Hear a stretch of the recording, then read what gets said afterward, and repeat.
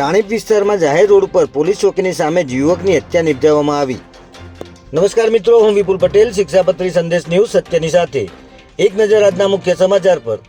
રાણીપ વિસ્તારમાં આરટીઓ 4 રસ્તા નજીક યુવકની તીક્ષ્ણ હથિયારના ઘા ઝીકી હત્યા કરવામાં આવતા ભારે ચકચાર મચી ગઈ છે। હત્યાની આ ઘટનામાં સૌથી ચોંકાવનારી બાબત એ છે કે હુમલાખોરોએ પોલીસ ચોકીની સામે જ યુવક પર હુમલો કરી તેને મોતને ઘાટ ઉતાર્યો હતો। ત્યારે જાહેર રસ્તા પર અને પોલીસ ચોકીની સામે જ બનેલી આ ઘટનાને પગલે કાયદો અને વ્યવસ્થાની સ્થિતિ સામે અનેકો સવાલ ઊભા થયા છે।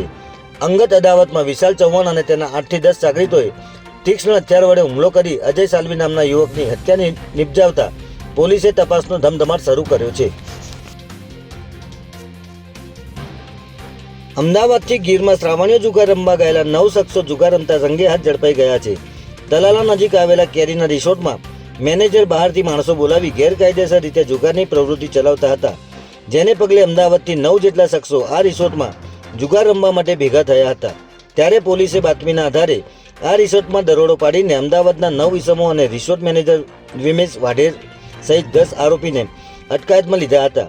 પોલીસે સ્થળ પરથી 2,87,000ના રોકડ સહિત 6 લાખથી પણ વધુનો મુદ્દામાલ કબજે કર્યો છે। ખેડા જિલ્લાના ઠાસરા તાલુકામાં આવેલ ચિતલાવથી સરદારપુરા ગામને જોડતો બ્રિજ અચાનક ધરાશાયી થવાની ઘટના સામે આવી છે।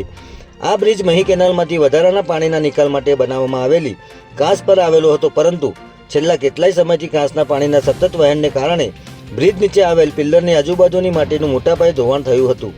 ત્યારે આજે સવારે 10 વાગ્યાની આસપાસ બનેલી આ દુર્ઘટનાને કારણે બંને ગામો વચ્ચેનો સીધો સંપર્ક તૂટી ગયો છે। જો કે દુર્ઘટના સમયે બ્રિજ પર કોઈ વાહન કે પદયાત્રી પસાર થતા ન હોવાથી સદનસીબે મોટી જાનહાનિ ટળી ગઈ છે। જય હિન્દ, જય ભારત।